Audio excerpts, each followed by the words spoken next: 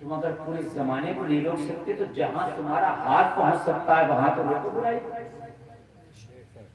کہیں تو تمہارا ہاتھ پہنچ رہا ہو, اپنے گھر میں تو پہنچ رہا تیرا, تیری خاص رشتے داری میں تو پہنچ رہا تیرا ہاتھ, وہیں روکتے برائی کو. اگر تم وہاں بھی نہیں روکتا تو پھر مسلمان کہلاتا کیوں اپنے آپ کو؟ اللہ نے مسلمانوں کے لیے کہا برائی کو روکنا اور بھلائی کا حکم دینا یہ تیرا کام ہے, لیکن ہم نہیں روکتے. معاشرے میں برائی چل رہی ہے اور ہم آنکھ بند کر کے بیٹھے, ہمارے گھروں میں برائیاں ہیں. ہر گھر میں کچھ لوگ نماز پڑھ لیتے ہیں, کچھ گھر تو ایسے ہیں کہ اس میں کوئی نہیں پڑھتا, بدتر ہے وہ گھر قبرستان ہے.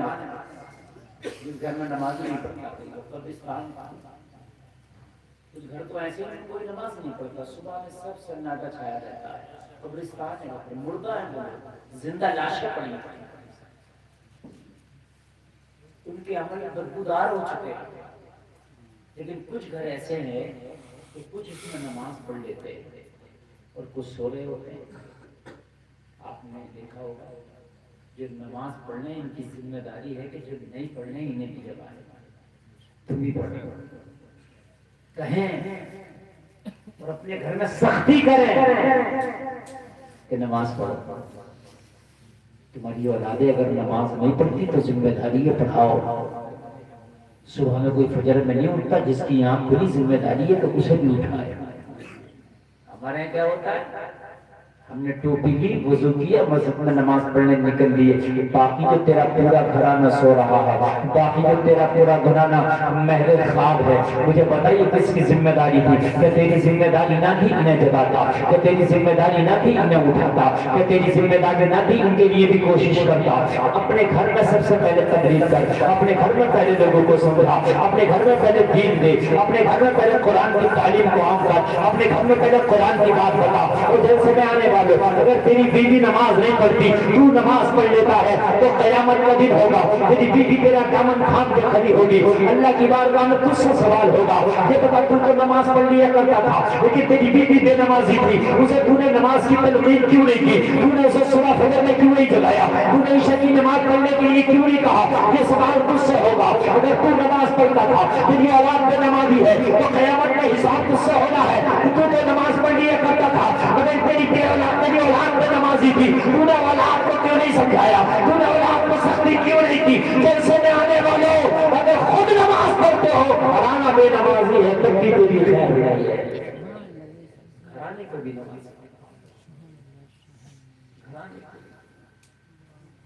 اللہ نے فرشتے کو حکم دیا کہ فلاں بستی کا تختہ ہی رہے, اس بستی کا تختہ اٹھا.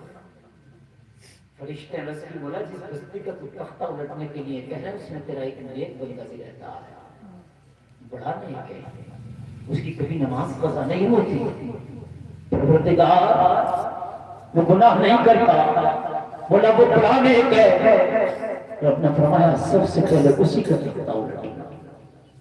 اس کی پروردگار وہ تو نیک ہے, میرے رب نے فرمایا وہ خود تو نیک ہے لیکن لوگوں کو نیکی کی طرف دعوت نہیں دیتا. خود تو نمازی ہے مگر لوگوں کو نماز کی دعوت نہیں دیتا ہے. خود تو سچا ہے مگر لوگوں کو سچائی کی دعوت نہیں دیتا ہے. خود تو پرہیزگار ہے مگر لوگوں کو پرہیزگاری کی دعوت نہیں دیتا ہے. خود تو اچھے کام کرتا مگر لوگوں کو اچھے کام کی طرف دعوت نہیں دیتا.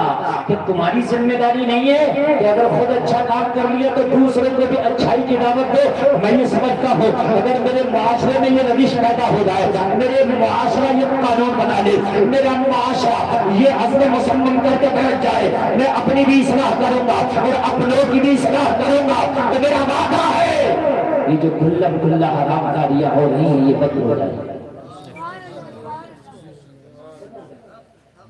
کیونکہ خالی مولوی کی طاقت نہیں کہ معاشرے سے برائی روکے نا.